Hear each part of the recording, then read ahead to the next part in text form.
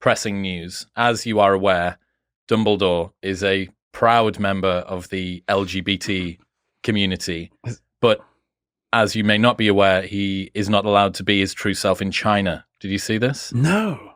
Let me tell you about this. I mean, Dumbledore kept coming out. He came out more times than Sam Smith. So, references to a gay relationship were edited out of Fantastic Beasts: The Secrets of Dumbledore by Warner Brothers for the film's release in China.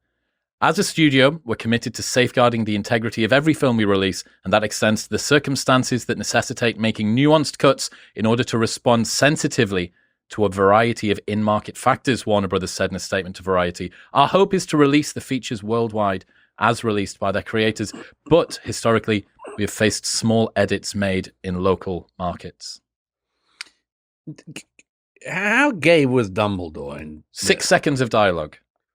What is it like?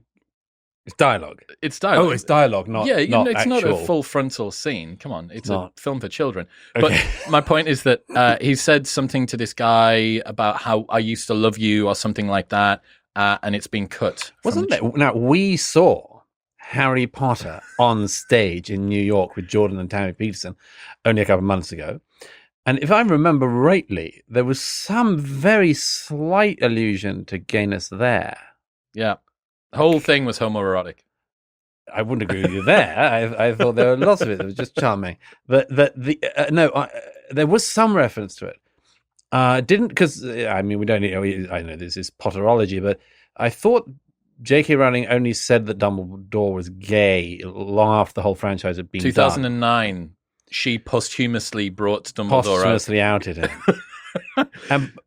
So Richard Harris, who died, of course, had no idea he was playing a gay character. No, which would have probably influenced the role. Massively changed the role. The point just being that Hollywood to Florida is we say gay. But Hollywood to China is we'll say whatever you want.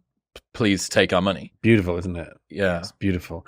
Well, I mean, I just have unending contempt for these people, as you probably guessed.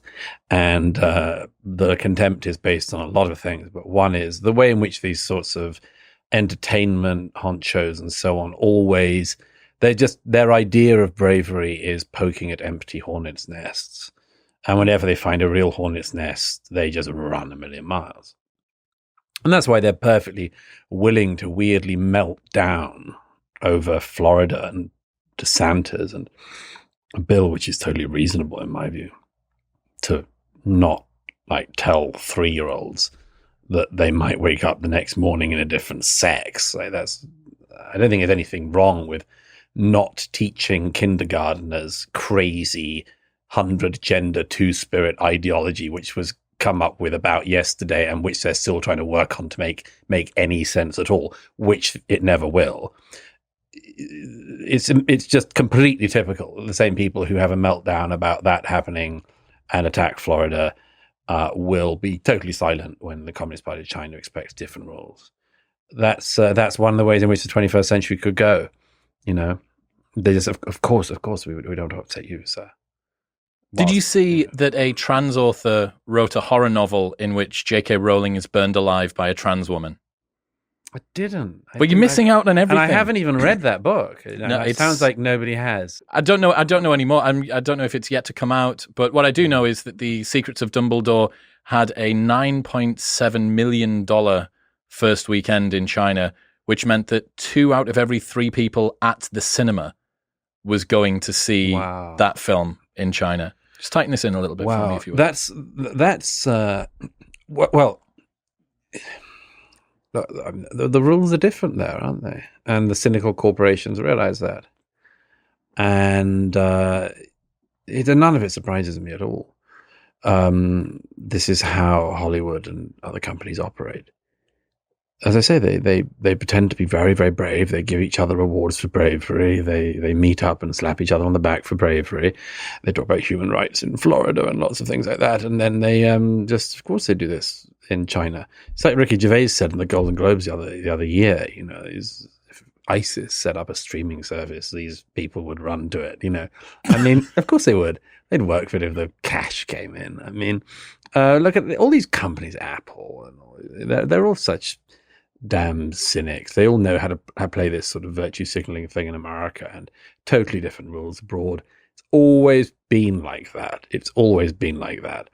But I am slightly bemused still by this meltdown about the Texas thing. Did you see Jen Psaki the other day? She cried. She said, I don't know, I've just become very emotional about what's happening in Florida because people are mean. I go, well, I mean, I don't know. I mean, maybe she's just trying to make sure her job at MSNBC is secure.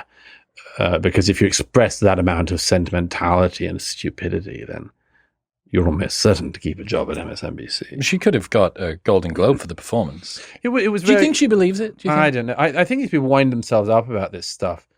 They wind themselves up about issues that are just not relevant. Just the line between persona, performance, and identity kind of begins to get blurred. I mean, Psaki's obviously, as White House press spokesperson, she's a smart woman. She must know that the Florida bill in question doesn't say what she's pretending it says, isn't going to do what she's pretending it'll do. She must know that. I mean, she's not stupid. Very stupid people who aren't informed might believe that actually Governor Ron DeSantis has decided that you're not allowed to say the word gay in Florida. But I don't believe that somebody who's well informed could think that. So they whip themselves up on things that don't hurt them. You know? What's happening, people? If you enjoyed that, then press here for the full, unedited episode. And don't forget to subscribe. Peace.